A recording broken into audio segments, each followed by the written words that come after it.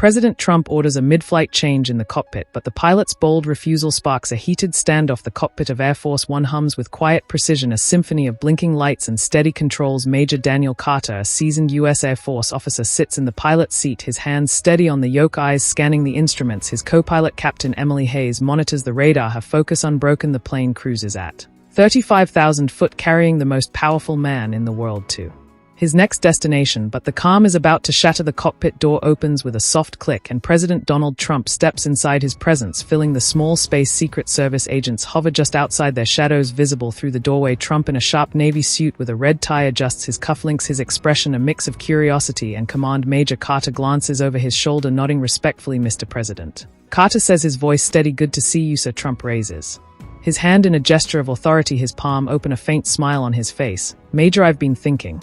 He begins, his tone carrying that familiar confidence. "We're flying over Ohio right now, aren't we?" Carter nods, his eyes flicking back to the controls. "Yes, sir, we're on course, passing over Ohio.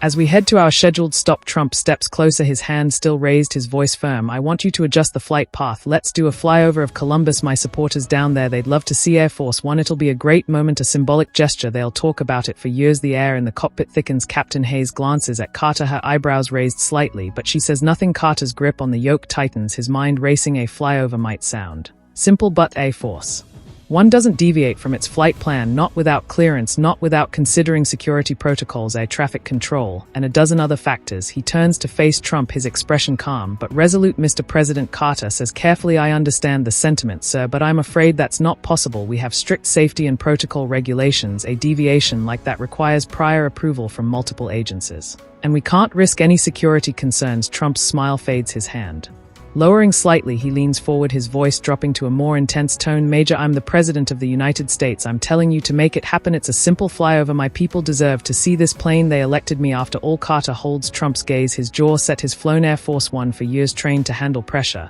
But this is a test unlike any other. He knows the stakes. Disobeying a direct order from the president could have consequences, but compromising safety protocols could be catastrophic. He takes a slow breath, choosing his words with precision. "Sir," Carter says, his voice firm but respectful, "I have the utmost respect for you and your office, but my primary duty is to ensure your safety and the safety of everyone on board. A last-minute change like this, it's too risky. Would need clearance from the FAA, coordination with local air traffic, and a full security assessment. I can't authorize that without proper protocol." Trump's eyes narrow, his hand dropping to his side.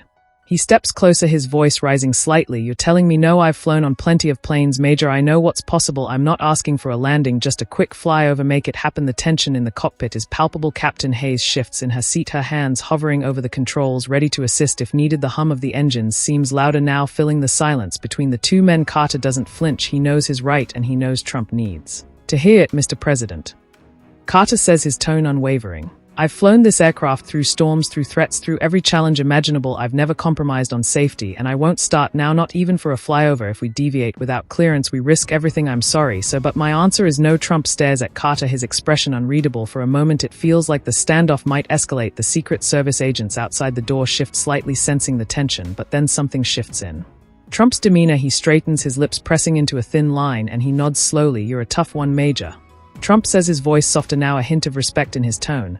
"I like that. You're doing your job, keeping us safe. I can respect that." Carter exhales quietly, his shoulders relaxing just a fraction. "Thank you, sir," he says, his voice steady. "I appreciate your understanding." Trump adjusts his tie, glancing at the control panel. "One last time, keep us on course then," he says, his tone lighter. "But next time maybe we'll plan that flyover ahead of time."